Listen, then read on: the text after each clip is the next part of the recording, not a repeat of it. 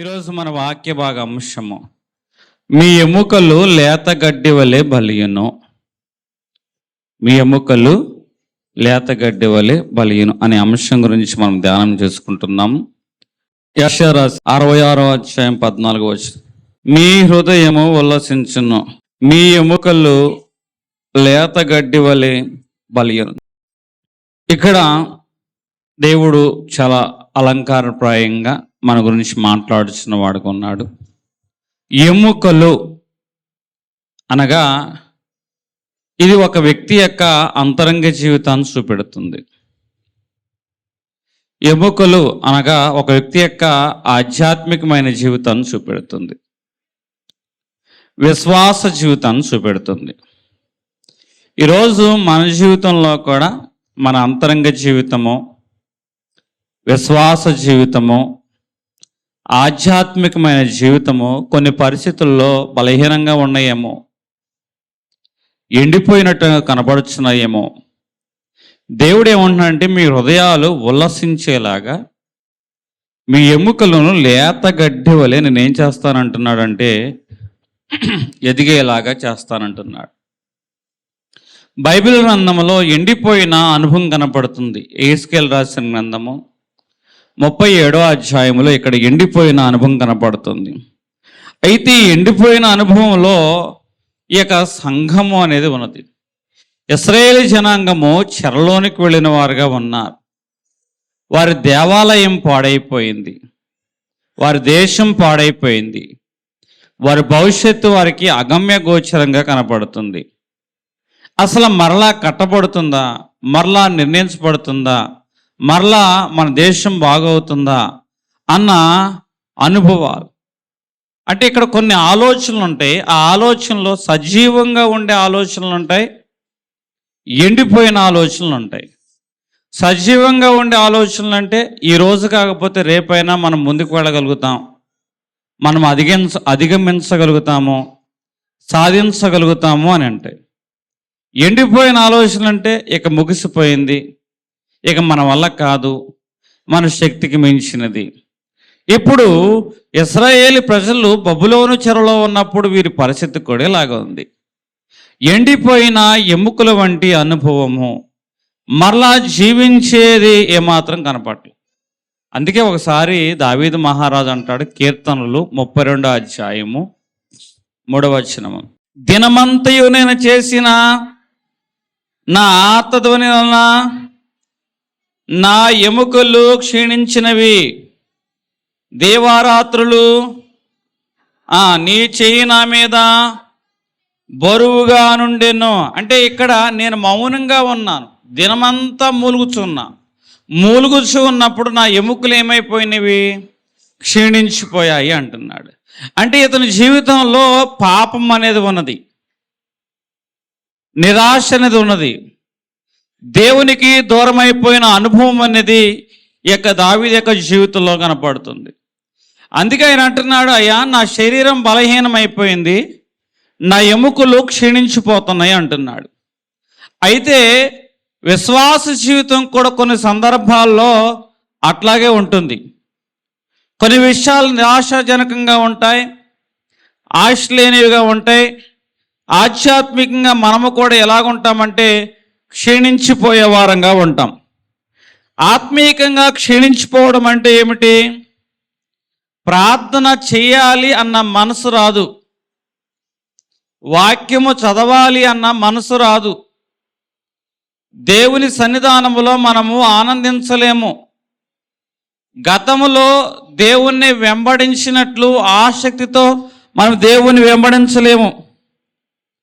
మనము కేవలము ఏదో ఆదివారం ఆరాధన ఉన్నది కదా, వెళ్ళాలి అన్న ఆలోచనతోనే మందిరానికి వస్తామే తప్ప, ఈరోజు మందిరానికి వెళుతున్నాను, ఆశీర్వాద మూట నేను కట్టుకొని వస్తాను అన్న ఆశ మనలో ఉండదు.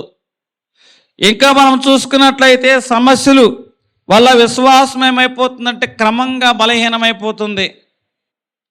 దేవుడు మనల్ని విడిచిపెట్టేశాడా, మన ప్రార్థనకి ఇక జవాబు రాదా అన్న అనుభవాలు చాలామంది జీవితాల్లో ఉంటాయి. అంటే ఇక్కడ ఆత్మీయంగా ఎండిపోయిన అనుభవాల గురించి నేను మాట్లాడుచున్నాను. మన జీవితంలో కొన్ని పరిస్థితులు సాధారణంగానే ఉంటాయి. ఈరోజు మందిరంలోకి వచ్చిన వారు చాలామంది సహజంగానే ఉన్నారు. కొంతమంది పాటలు పాడారు, కొంతమంది ఆరాధనలు ఏకీభవించారు, ఏదో వచ్చాము అన్నట్లుగానే వచ్చారు. కానీ నిజముగా వారు దేవుని యొక్క సన్నిధానంలో ఆనందంగా కూర్చోలేకపోతున్నారు. పైకి అందరితో చక్కగా మాట్లాడుతున్నారు, నవ్వుతూ పలకరిస్తున్నారు. కానీ ఎందుకో వారి జీవితంలో ఏదో ఒక తెలియని వెలితి అనేది కనబడుచు ఉన్నది.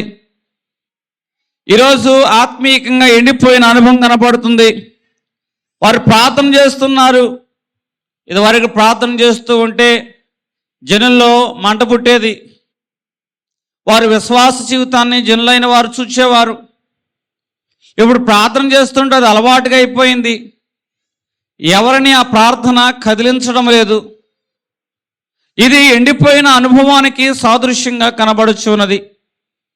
ఈరోజు మందిరంలోకి వస్తున్న నీవు ఏ అనుభవంలో ఉన్నావు? ఒకసారి దేవుడు చూటుగా నీతోనే మాట్లాడుతున్నాడు. నీలో ఏ అనుభవమో, చనిపోయిన ఏ అనుభవం ఉందో ఆ అనుభవాన్ని నేను మరలా పునరుద్ధరిస్తాను అంటున్నాడు. నేను అనుభవాన్ని మరలా జీవంగా మారుస్తాను అంటున్నవాడుగా ఉన్నాడు. ఈరోజు ఎండిపోయిన అనుభవాల గురించి మాట్లాడుతున్నాడు. యేసుకేలు రాసిన గ్రంథం 37వ అధ్యాయము 11వ వచనం మనం చూసుకున్నట్లయితే, నాతో ఇట్లా నేను నరపుత్రుడా, ఈ ఎముకలు ఇశ్రాయేలులందరినీ సూచించుచున్నవి. వారి ఎముకలు ఎండిపోయెను అంటే ఇక్కడ చూసారా, ఎముకల లోయలోకి వెళ్ళారు. ఈ ఎముకల లోయలోకి వెళ్ళినప్పుడు ఇవి తాజా ఎముకలా, ఎప్పుడో ఎండిపోయిన ఎముకలా? ఎప్పుడో ఎండిపోయిన ఎముకలు, తాజా ఎముకలు అయితే కాదు. అంటే తాజా ఎముక అనుకోండి, ఆ ఎముకకు మరలా ఎముకను జత చేస్తే రెండు వాటిలో ఉన్న జీవాన్ని చేస్తుందంటే పోసుకొని ఎముక అతికించబడుతుంది. కానీ జీవము లేని ఎండికలు, ఎండిపోయిన ఎముకలు ఉన్నాయి. వాటికి ఎంత అతుకు వేసినా కూడా అవి ఏమైపోవు? అతకవు. ఒకసారి మన జీవితాల్లో కూడా ఆ రోజు లోయలో ఉన్న పరిస్థితులే కనపడుతున్నాయి. అక్కడ ఏ విధంగా అయితే ఎండిపోయిన ఎముకలు కనపడుచున్నాయో మన జీవితంలో కూడా ఎండిపోయిన విషయాలు ఏమిటి? దేవుడు ఏదో వాగ్దానం ఇచ్చాడు, ఆ వాగ్దానం అనేది నెరవేరడం లేదు. అట్లాగే కుటుంబంలో ఏదో ఒక పరిస్థితి ఉంది, ఆ పరిస్థితి అనేది మారడం లేదు. ఏదో విషయంలో నువ్వు ప్రార్థన చేస్తున్నావు, ఆ ప్రార్థనకి జవాబు రావడం లేదు. ఏదో విషయంలో బాధపడుతున్నావు, ఎన్ని రోజులైనా కూడా ఆ బాధ తగ్గడం లేదు. ఇది కూడా ఎండిపోయిన అనుభవాలు వంటివే. ఆ రోజు ఆ యొక్క లోయలో ఆ ప్రవక్తతో దేవుడు అంటున్నాడు, ఈ ఎముకలు మరలా బ్రతకగలవా? ఈ ఎముకలు మరలా బ్రతకగలవా? అంటే ఎముకలను చూసి దేవుడు ఆ మాట అంటున్నాడు. ఆ మాట వింటున్న ప్రవక్తకే, ఏమో ప్రభువా నీకే తెలియను అంటున్నాడు. అలాగే మన జీవితాల్లో కూడా కొన్ని పరిస్థితులు ఉన్నాయి. అసలు ఈ పరిస్థితిని మనం అధిగమించగలుగుతామా? ఈ కుటుంబంలో ఈ మనిషి మారతాడా? మన జీవితంలో నిలదొక్కగలుగుతామా? ఇక మన బ్రతుకు ఇంతేనా, ఇట్లాగే ఉండాల్సిందేనా అన్న ప్రశ్నలు. ఆ రోజు ఈ ఎముకలు బ్రతకగలవా అని దేవుడు అడిగినట్లుగానే మనకు కొన్ని ప్రశ్నలు. ఈ బిడ్డలు స్థిరపడతారా? ఈ ఆరోగ్యం కుదుటపడుతుందా? మనం నిలబడగలుగుతామా? ముందుకు వెళ్ళగలుగుతామా అన్న ఆలోచనలు. కానీ దేవుడు ఏమంటున్నాడు? నువ్వు ప్రవచించు, నోరు ఎత్తి మాట్లాడు. అంటే నువ్వు నోరు తెరువు, నేను వాటిని నింపుతాను అంటున్నాడు దేవుడు. మనం నోరు ఎత్తి ఏదైతే మాట్లాడతామో ఆ మాట్లాడిన మాటలను దేవుడు ఏం చేస్తాడంటే కార్యరూపంలో తీసుకొస్తాడట. అందుకే నువ్వు విశ్వసించిన దాని ప్రకారం, నువ్వు పలికిన దాని ప్రకారం నేను చేస్తానని దేవుడు అంటున్నాడు.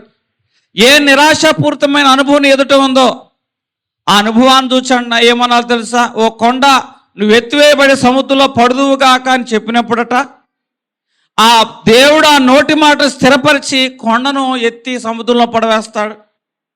ఓ పర్వతమా, నువ్వు చదునుభవం అయిపోతావు అని నోటి మాట పలికితే దేవుడు ఆ పర్వతాలను చదునుభవం చేస్తాడు. పర్వతాలను చదునుగాను, కొండల్ని మాయనంగాను దేవుడు ఏం చేస్తాడంటే చేయవాడుగా ఉంటాడు.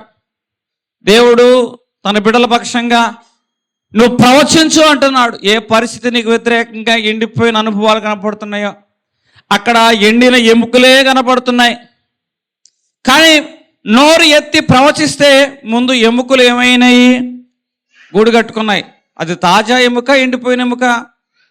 ఎండిపోయిన ఎముక గూడు కట్టుకోవడం ప్రారంభించింది. ఆ ఎముకల మీదకి దేవుడు వేటిని పొదిగాడు తెలుసా? నరమును పొదిగాడు. నరముల మీద దేన్ని పొదిగాడు తెలుసా? మాంసమును పొదిగాడు.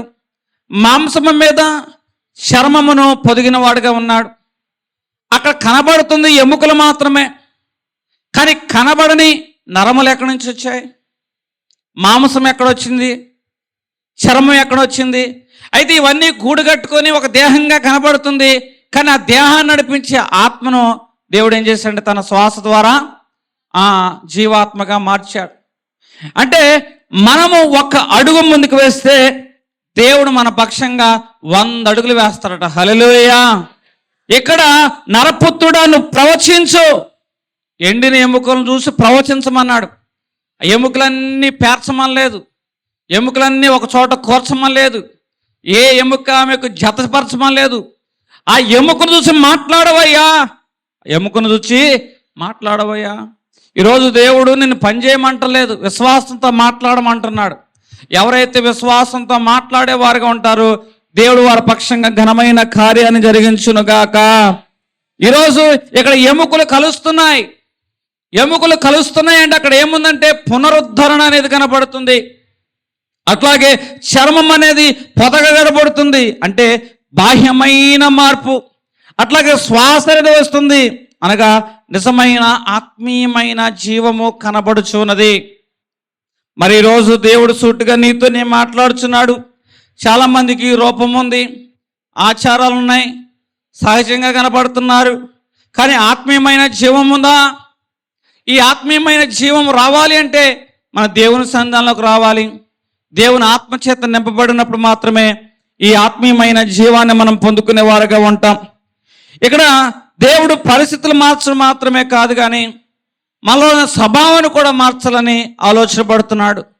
నీ ఎముకలు లేత గడ్డి వలె బలియును, నీ ఎముకలు లేత గడ్డి వలె బలియును అంటున్నాడు. అంటే ఇక్కడ ఎముకల గురించి దేవుడు మాట్లాడాడు కదా. లేత గడ్డి ఏ విధంగా అయితే అది ఎదుగుతూ ఉంటుందో అట్లాగే నీ జీవితంలో కూడా దేవుడు చిగురు పెట్టే అనుభవాన్ని తీసుకొచ్చును గాక. ఎక్కడ ఎండిపోయిన అనుభవం ఉందో ఆ ఎండిపోయిన అనుభవంలో దేవుడు నూతనమైన ఆశలు చిగురింప చేయునుగాక. ఇక్కడ ఒక గ్రామం ఉంది. చాలా సంవత్సరాలుగా ఆ గ్రామంలో వర్షం పడలేదు, కరువు కనపడుతుంది, పచ్చగడ్డి కూడా కరుమరిగిపోయే పరిస్థితి కనపడుతుంది. ఇక ఈ కరువులోనే మనం నశించిపోతామా అన్నట్లుగా ఉంటున్నప్పుడు ఒకరోజు అనుకోని వర్షం అనేది ఆ ప్రాంతంలో పడింది. వీరి దగ్గర ఏ గింజ లేదు, కానీ ఎప్పుడో భూమిలో నాటబడిన గింజలు ఉన్నాయి. వర్షం లేక అట్లాగే భూమిలో దాచినట్లుగానే ఉన్నాయి. ఎప్పుడైతే వర్షానికి ఆ భూమి తడిసిందో, ఆ గింజ నానిందో, ఆ భూమి అంతా కూడా ఏమైపోయిందంటే పచ్చగా మార్చబడిపోయింది. అట్లాగే మన జీవితాల్లో కూడా ఎన్నో సంవత్సరాల కరువు కాలాలు ఉన్నాయి. కానీ నువ్వు అనుకుంటున్నావు, మా జీవితం మారుతుందా, మా ప్రార్థనలు వృధా అయిపోయినాయా, దేవుడు మమ్మల్ని పట్టించుకోవడం మానేశాడా, మమ్మల్ని మర్చిపోయాడా అంటే ఒక కరువు కాలం, ఒక ఎండిపోయిన అనుభవం. ఇన్ని అనుభవాల మధ్య దేవుడు తన ఆత్మవర్షాన్ని కురిపించాడు. ఎప్పుడైతే ఈ ఆత్మవర్షాన్ని కురిపించాడో అప్పుడు ఏం జరిగిందంటే భూమిలో దాచబడిన ఆ గింజ ఏ విధంగా అయితే మొలిచి నూతనమైన చిగురు పెట్టిందో, ప్రార్థన చేసి నువ్వు మర్చిపోయి ఉండవచ్చు, ఆలకించిన దేవుడు సరి అయిన సమయానికి నీ జీవితంలో సమాధానం తీసుకొచ్చును గాక. హల్లెలూయా. దానియేలు ప్రార్థన చేసి మర్చిపోయాడేమో, ఎప్పుడో చేసిన ప్రార్థన, 21 రోజుల క్రితం చేసిన ప్రార్థన దానియేలు అయ్యా అని. ఆ ప్రార్థనను దానియేలు ఆ రోజు మర్చిపోయి ఉండవచ్చు, కానీ ఆ రోజు విన్న దేవుడు మర్చిపోలేదు. 21వ రోజున దానియేలుకి ఏమి ఇస్తున్నాడు తెలుసా? సమాధానం ఇస్తున్న వాడుగా ఉన్నాడు. ఆయన మన ప్రార్థనలో ఆలకించేవాడు మాత్రం కాదు, ఆయన మన ప్రార్థనలో నెరవేర్చేవాడై ఉన్నాడు. ఇంకొంచెం మనం లోతుగా చూసుకున్నట్లయితే 66వ అధ్యాయం 14 మరలా చదువుదాం. నీ హృదయము ఉల్లసించును, నీ ఎముకలు లేతగడ్డి వలె మొలియును, లేతగడ్డి వలె మొలియును. ఇక్కడ దేవుడు ఏమంటున్నాడు అంటే, దేవుడు బలహీనులను బలముగా మారుస్తాను అంటున్నాడు. ఈరోజు ఏ పరిస్థితుల మధ్య నువ్వు బలహీనంగా కనపడుతున్నావో, ప్రపంచం కూడా బలం అంటే ఏం చూస్తుందంటే ఎక్కువ డబ్బు చూస్తుంది, ఎక్కువ మంది గౌరవిస్తే బలం అనుకుంటారు, పెద్ద అధికారం ఉంటే బలం అనుకుంటారు, లేకపోతే సంపాదన ఉంటే బలం అనుకుంటారు, పేరు ప్రఖ్యాతులు ఉంటే బలం అనుకుంటారు. కానీ నిజమైన బలం అనేది ఎక్కడ ఉంటుందో తెలుసా? దేవుని యొక్క సన్నిధానంలో ఉంటుంది. ఎవరైతే దేవుని సన్నిధిని అనుభవించగలుగుతారో వారు మాత్రమే నూతనమైన బలమును పొందుకునే వారుగా ఉంటారు. దేవుని సన్నిధి కలిగిన దావీదు గొలియాతును జయించాడు. లోక బలము కలిగిన రాజేమో గొలియాతును చూసి పక్కకు నిలిచిన వాడుగా ఉన్నాడు. ఈరోజు దేవుని బలము కలిగిన వారు శూర కార్యాలు జరిగిస్తారు. అంటే బలహీనులు దేవుడు బలవంతులుగా మార్చే ప్రక్రియ మాట్లాడుతున్నా. లోకం దృష్టికి నువ్వు బలహీనుడిగా కనబడవచ్చు. దేవుడు ఎప్పుడు కూడా బలహీనలే వాడుకుంటాడు. దేవుడు బలవంతులు కాదు, సిద్ధం కలిగిన మనసు, సిద్ధంగా ఉన్న హృదయాన్ని వాడుకుంటాడు.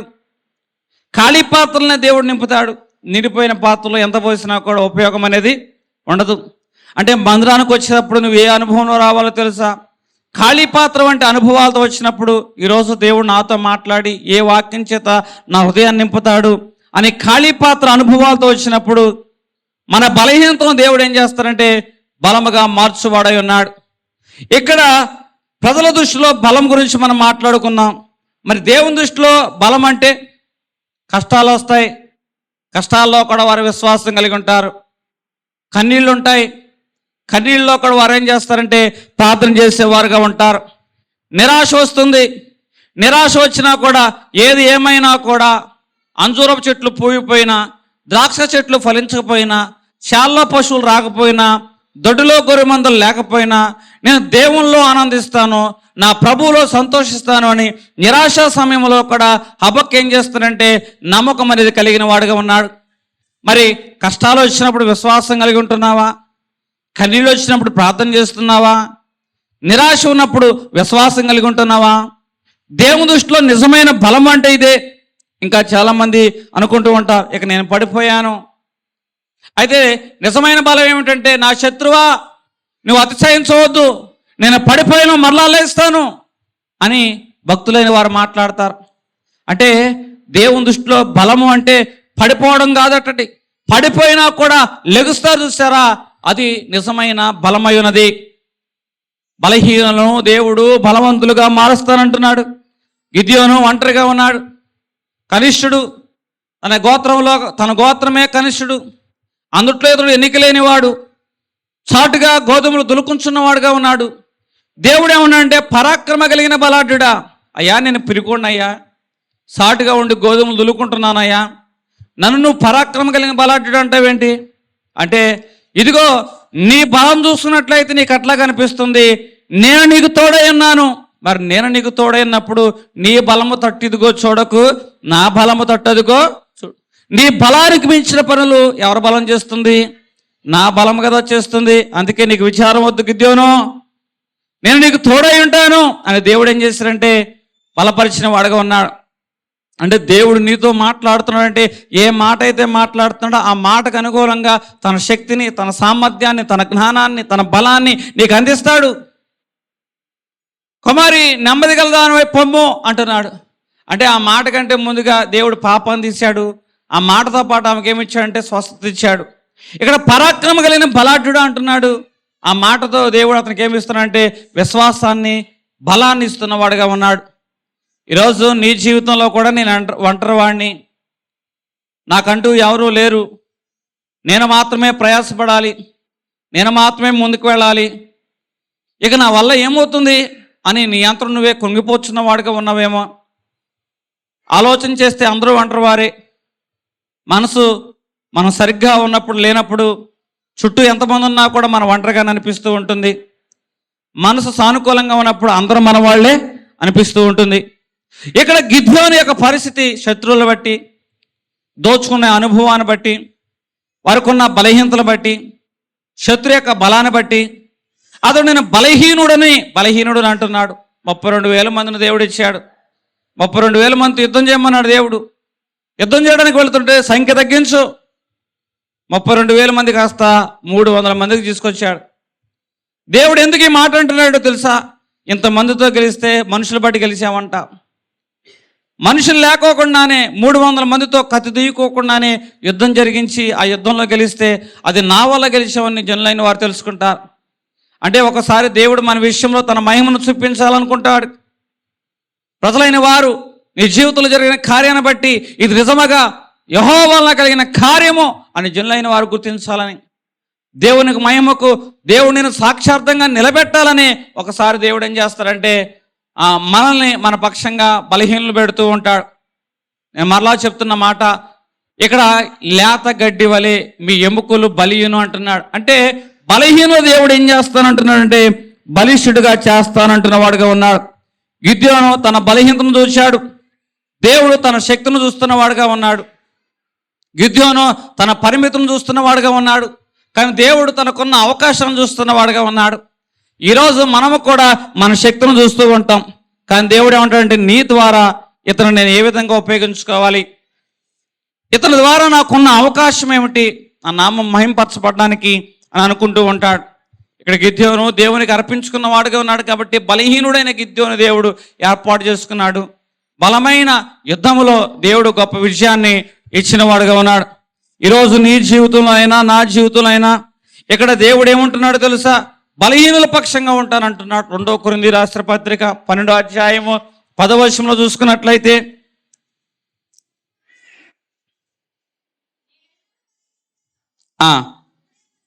నేను ఎప్పుడు బలహీనుడను అప్పుడే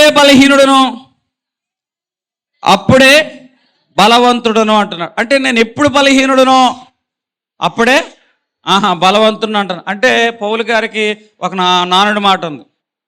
కొంతమందికి అప్పుడప్పుడు మా తమ్ముడు అంటాడు, మళ్ళీ నేను అంటున్నా. కొంతమంది రూపాయి బిళ్ళ లేదంటారు, బిల్డింగ్ కడతారు. పౌలు గారు ఏమంటున్నారు చెప్పండి? నేను ఎప్పుడు బలహీనుడునో, రూపాయి బిళ్ళ లేదంటారు, పెళ్ళిళ్ళు చేస్తారు. రూపాయి బిళ్ళ లేదంటారు, బంగారం కడతారు. పౌలు గారు ఏమంటారు చెప్పండి? నేను ఎప్పుడు బలహీనుడునో అప్పుడే బలవంతుడు అంటున్న వాడుగా ఉన్నాడు. అంటే ఇక్కడ పౌలు గారు తెలుసు, నేను బలహీనతలోకి వచ్చానంటే దేవుని బలం నా దగ్గరికి వచ్చేస్తుందని. నేను బలహీనతలోకి వచ్చాను అంటే దేవుని బలం వచ్చేస్తుందని. ఈరోజు మనము కూడా దేవుని మీద ఆధారపడే వారుగా ఉండాలి. చిన్న వయసులో ఒక బిడ్డ కాలు ఇరిగిపోయింది, అందరిలాగా నడవలేడు, అందరిలాగా పరిగెత్తలేడు, కానీ ఇతను పరిగెత్తాలని ఆశ, పరిగెత్తేకాలని అనుకుంటున్నాడు. కానీ అందరూ అంటున్నారు, కుంటోడా నువ్వు కూడా పరిగెడతావారా అంటూ ఉన్నారు. అయితే మనుషుల మాటలు బట్టి ఇతను కృంగిపోయిన వాడుగా ఉన్నాడు. ఏది ఏమైనా సరే కాళ్ళున్న వాళ్ళు సాధించలేంది కాళ్ళే నేను సాధించాలని శిక్షణ మొదలుపెట్టాడు. పడిపోయాడు, లేచాడు, నిలబడ్డాడు, పరిగెత్తాడు. అయినా సరే ఎన్నో శిక్షణ తర్వాత, ఎంతో కఠోరమైన శ్రమ తర్వాత అది నిలబడి పరిగెడుతున్న వాడుగా ఉన్నాడు. వికలాంగుల రన్నింగ్ రేసులో అతడు జాతీయ స్థాయిలో ఉత్తమమైన బహుమానం అనేది అతడు పొందుకున్న వాడుగా ఉన్నాడు. అందరూ ఆశ్చర్యపోయారు. ఇదిగో నీ యొక్క సక్సెస్కి కారణం ఏమిటి అంటే అతను అంటున్న మాట ఏమిటో తెలుసా? నేను పడిపోయిన వాడిని కాదు, నేను పడిపోయిన లేవాలని ప్రయత్నించేవాడిని, అందుకే నేను సక్సెస్ అయ్యానంటున్నాడు. ఈరోజు చాలామంది మనలో నేను బలహీనుణ్ణి, నా వల్ల ఏమవుతుంది, నా శక్తి అంతా, నేను ముందుకు వెళ్ళలేను అని ఎవరికి వారు మాట్లాడి ఆగిపోయేవారుగా ఉంటారు. కానీ ఈ కుంటివాడు ఏమంటున్నా అంటే నేను పడిపోయిన వాడిని కాదు, పడిపోయిన లేచి ప్రయత్నించేవాడిని అంటున్నాడు. ఎవరైతే బలహీనులుగా ఉంటారో దేవుడు వారితోనే మాట్లాడుతున్నాడు. నీవు పడిపోయిన వాడివి కాదు, అలాగ ఉండవద్దు. పడిపోయినా లేచి ప్రయత్నించేవాడుగా ఉన్నట్లయితే దేవుడు నిన్ను వాడుకొనును గాక. ఇది 2వ మాట. ఎండిపోయిన ఎముకలకు దేవుడు జీవాన్ని ఇచ్చాడే, బలహీన దేవుడు బలపరుస్తున్న వాడుగా ఉన్నాడే. ఇక్కడ దేవుడు ఏం చేస్తాడు? బలపరచడం మాత్రమే కాదు, నీ ఎముకలను లేతగడ్డి వలె బలహీన అంటున్నాడు. అంటే లేతగడ్డి మనం చూస్తూ ఉంటాం. ఈరోజు మొక్క జీవం వచ్చింది మొదలుకొని వడ్డీ పెరిగినట్టు పెరిగిపోతూ ఉంటుంది. దాంట్లో జీవం ఉన్నంత వరకు పచ్చగడ్డి ఏమైపోతుందో తెలుసా? పగలు లేదు, రాత్రి లేదు, జీవం ఉన్నంత వరకు కూడా పచ్చగడ్డి ఎదుగుతూనే ఉంటుంది. అంటే దేవుడు మనతో ఏమంటున్నాడు తెలుసా? మనం ఫలించాలి, మనం అభివృద్ధి పొందాలి, మనం ఎదగాలి అంటున్నాడు. అంటే ఏ విషయంలో అంటే విశ్వాస విషయంలో మనం ఎదగాలి, ప్రేమ చూపించే విషయంలో ఎదగాలి, క్షమించే విషయంలో ఎదగాలి, ప్రార్థన చేసే విషయంలో ఎదగాలి, పరిచర్యలో ఎదగాలి. ఇట్లా అనేకమైన విషయాల్లో మనం ఎలాగుండాలి అంటున్నాడంటే ఎదిగే వారముగా ఉండాలని దేవుడు చెప్పకనే చెప్తున్నవాడుగా ఉన్నాడు.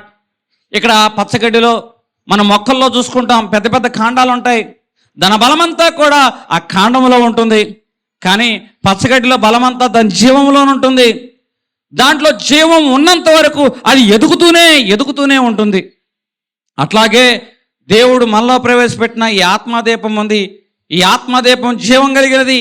ఈ జీవం ఉన్నంత వరకు కూడా దేవుడు మనల్ని అభివృద్ధి చేస్తున్నాడంటే అది మనకు మాత్రమే కాదు, అది మన ద్వారా ఇతరులు ఎలాగ ఉండాలంటే మేలు పొందేవారుగా ఉండాలి. దేవుని యొక్క వృద్ధి అనేది కేవలం మన నిమిత్తమే కాదు, కానీ మన ద్వారా ఇతరులు కూడా వృద్ధి పొందేవారుగా ఉండాలి. ఇంకా మనం ఎదిగే వారం మాత్రమే కాదు, ఫలించే వారంగా ఉండాలి, అభివృద్ధి పొందే వారముగా ఉండాలి, విస్తరించే వారముగా ఉండాలని దేవుడు చెప్పకనే చెబుతున్నాడు. ఇక్కడ లేత గడ్డి వలె ఇది ఎదుగుచూ ఉంది. అంటే గాలి దుమ్ము వాన అన్నీ వస్తూ ఉంటాయి, పెద్ద పెద్ద చెట్లన్నీ కూలిపోతాయి, కానీ ఇది ఏమైపోతుందంటే వంగుతుంది, కానీ విరిగిపోదు. దేవుని యొక్క జీవం కలిగిన వారు వంగిపోతారు, కానీ విరిగిపోరు, పడిపోతారు, కూలిపోరు, వారు మరలా నిలబడేవారుగా ఉంటారు. పేతురుని చూసుకున్నట్లయితే నేను ఎరగను అని ముమ్మారు అబద్ధమాడిన వాడుగా ఉన్నాడు, పడిపోయిన వాడుగా ఉన్నాడు, వంగిపోయిన వాడుగా ఉన్నాడు. ఇక సేవక పనికొస్తాడా అని జనులైన వారు అనుకుంటున్నారు. పేతురు అనుకుంటున్నాడు, నేను తృణీకరించబడిన వాడిని, నేను అబద్ధమాడిన వాడిని అని కృంగిపోతున్న వాడిగా ఉన్నాడు. దేవుడు నన్ను వాడుకుంటాడా అన్న ఆలోచన పేతురులో ఉంది. కానీ పునరుత్థానం తర్వాత యేసుక్రీస్తు ప్రభువారు మొట్టమొదటిగా అందరినీ చూశాడు. కారణం ఎవరిని అడిగాడు తెలుసా? పడిపోయిన ఆ పేతురుని అడుగుతున్నాడు. ఈరోజు దేవుడు నిన్ను నన్ను కూడా చూస్తున్నవాడుగా ఉన్నాడు. మనుషులైన వారు నీ గతాన్ని చూస్తూ ఉంటారు, మనుషులైన వారిని తప్పిదాన్ని చూస్తూ ఉంటారు, కానీ దేవుడు మాత్రం తన అవకాశాన్ని చూస్తూ ఉంటాడు. నిన్ను ఏ విధంగా ఉపయోగించుకోవాలి, ఏ విధంగా మరలా నిలబెట్టాలి. మనుషులైన వారి గతం చూస్తే దేవుడేమో మన భవిష్యత్తును చూస్తున్నవాడుగా ఉన్నాడు. పేతురు యొక్క విషయంలో దేవుడు గతాన్ని చూడలేదు, భవిష్యత్తును చూస్తున్నాడు. పేతురు, నువ్వు నన్ను ప్రేమిస్తున్నావా, నువ్వు నన్ను ప్రేమిస్తున్నావా, నువ్వు నన్ను ప్రేమిస్తున్నావా అని ముమ్మారు అడిగిన తర్వాత ఈ లేత గడ్డిని మరలా నిలబెట్టాడు. ఈ లేత గడ్డి ఎండిన ఎముకలు ఉండే కదా, ఈ ఎముకలు ఆశ చచ్చిపోయింది, జీవం చచ్చిపోయింది, మరలా బ్రతకగలనా, మరలా వాడబడగలనా అన్న ఆలోచన లేదు. కానీ ఈ ఎండిన ఎముకలు లేత గడ్డి వల్ల ఏ విధంగా బలిసేలాగా చేస్తాడో, ఇప్పుడు ఈ ఎండిపోయిన పేతురు యొక్క జీవితాన్ని దేవుడు ఏం చేస్తాడంటే పట్టుకున్నవాడుగా ఉన్నాడు. లేత గడ్డి ఎదుగునట్లుగా దేవుడు పేతురును పెంచడం ప్రారంభించాడు. పేతురు నిలబడి మాట్లాడుతుంటే అనేక మంది వింటున్నారు, నిలబడి మాట్లాడుతుంటే అనేక మంది విశ్వసిస్తున్నారు, నిలబడి మాట్లాడుతుంటే పరిశుద్ధాత్మ దిగి వచ్చింది, నిలబడి మాట్లాడుతుంటే అనేక మంది మారు మనసు పొంది రక్షణార్థమై వారు అడుగు ముందుకు వేశారు. లేత గడ్డి వల్లే ఇది బలి లేదా పేతురు యొక్క జీవితాన్ని దేవుడు? ఈరోజు నీవు దేవుని మీద ఆధారపడినట్లయితే నువ్వు పడిపోయి ఉండవచ్చు, నువ్వు ఎండిపోయిన అనుభవంలో ఉండవచ్చు, నువ్వు బలహీనుడుగా ఉండవచ్చు, కానీ లేత గడ్డిని దేవుడు ఏ విధంగా అయితే పెంచాడో అట్లాగే దేవుడు కూడి వచ్చే మనెల్లరి యొక్క విషయంలో ఏ నిరాశపూరితమైన అనుభవంలో ఉన్నావో, ఏ ఆశ లేకుండా ఉన్నావో, ఏ నిర్లిప్తత నీ జీవితంలో ఉన్నాయో, ఏ పరిస్థితులు మారవనుకుంటున్నావో, ఏ ఎండిపోయిన అనుభవాలు ఉన్నాయో ఆ అనుభవాల్లో దేవుని యొక్క జోక్యం నిన్ను నిలబెట్టునుగాక, మరలా నిన్ను పెంచునుగాక, బలముగా నిన్ను దేవుడు వాడుకొనుగాక. దేవుడు కొద్ది మాటలు అనేకుల్లో దీవించునుగాక. ప్రార్థన చేసుకుందాం. మహాపరిశుద్ధుడైన మా తండ్రి, ఇదిగో ప్రభా, ఇప్పటి వరకు అనేకమైన విషయాల గురించి మేము మాట్లాడుకున్న మాటలు ఏమైనా దోషముట్టు కొట్టివేయండి. విలువైన విషయాలను ప్రభా మన హృదయంలో భద్రపరచండి. ఎవరెవరు ప్రభా ఏ విషయాల ప్రభా ఎండిపోయిన వారుగా ఉన్నారు, బలహీనల వారుగా ఉన్నారు, పడిపోయిన వారుగా ఉన్నారు ప్రభా, పేతురు నిలబెట్టుకున్న వాడుగా ఉన్నాం. గిద్యోను వాడుకున్న వాడుగా ఉన్నావు. ఎండిన ఎముకలకు ప్రభా జీవాన్ని ఇచ్చిన వాడుగా ఉన్నావు. లేత గడ్డిని అయినా ఎదుగునట్లుగా మా జీవితాన్ని కూడా నువ్వు పెంచుతానంటున్నావు. కాబట్టి ఈ వాక్యాన్ని మేము ఆధారం చేసుకుని మేము పడిపోయిన వారం కాదు ప్రభా, పడిపోయినా మరలా మేము నిలబడే వారముగా ఉండునట్లుగా మమ్మల్ని అందరినీ బలపరచమని అతి త్వరగా రానయ్యున్న యేసు నామమున వేడుకొంచున్నాము తండ్రి.